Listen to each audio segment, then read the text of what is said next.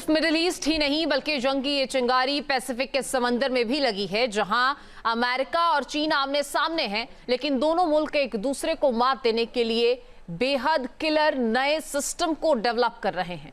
मसलन अमेरिका के swarm drone के खिलाफ चीन का बुलेट कर्टन देखिए।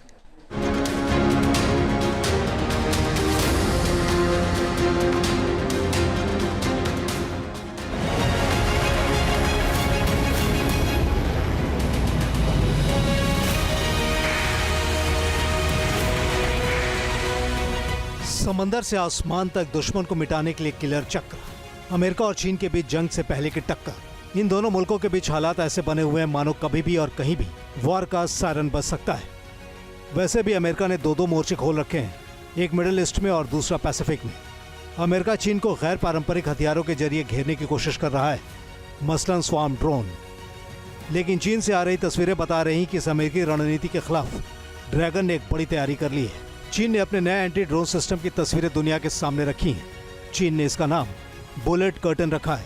इसका सीधा निशाना अमेरिकी स्वार्म ड्रोन है और दावा है कि इसे बेहद कारगर बनाया गया है। बुलेट कर्टन 35 mm के गोले का इस्तेमाल करता है, जो फटता है और फिर छोटे छोटे तोप के गोले में तब्दील हो जाता है। ये गोले दुश्मन के ड्रोन्स के आसपास आग की चादर बना देते हैं। तोप जैसे दिखने वाले इन गोलों का इस्तेमाल क्रूज मिसाइल के खिलाफ भी किया जा सकता है। दरअसल चीन की ये एंटी ड्रोन टेक्नोलॉजी अमेरिका की एक बेहद खास रणनीति के खिलाफ आई है।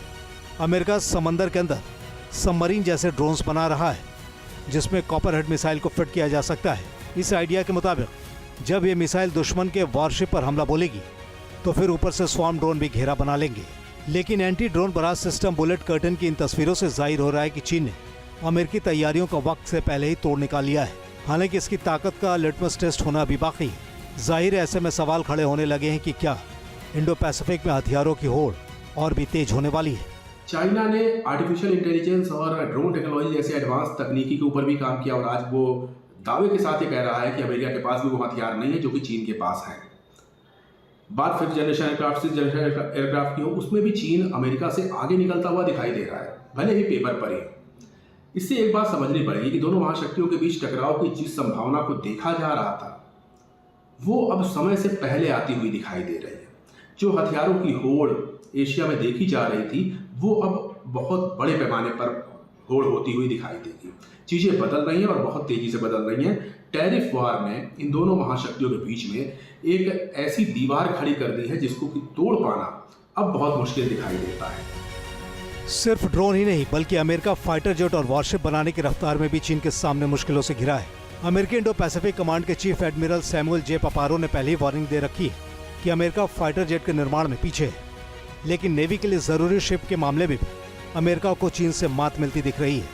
इसका सबूत सामने है। चीन की शिप बिल्डिंग की क्षमता अमेरिका से 200 गुना ज्यादा है। यही वजह है कि दोनों मुल्क अब ड्रोन जैसे मॉडर्न वॉरफेयर सिस्टम में भिड़ते नजर आ रहे हैं। जाहिर है बस वक्त की बात रह गई है जब दुनिया चीन और अमेरिका को किसी जंग के मुहाने पर देखे। Team news nation.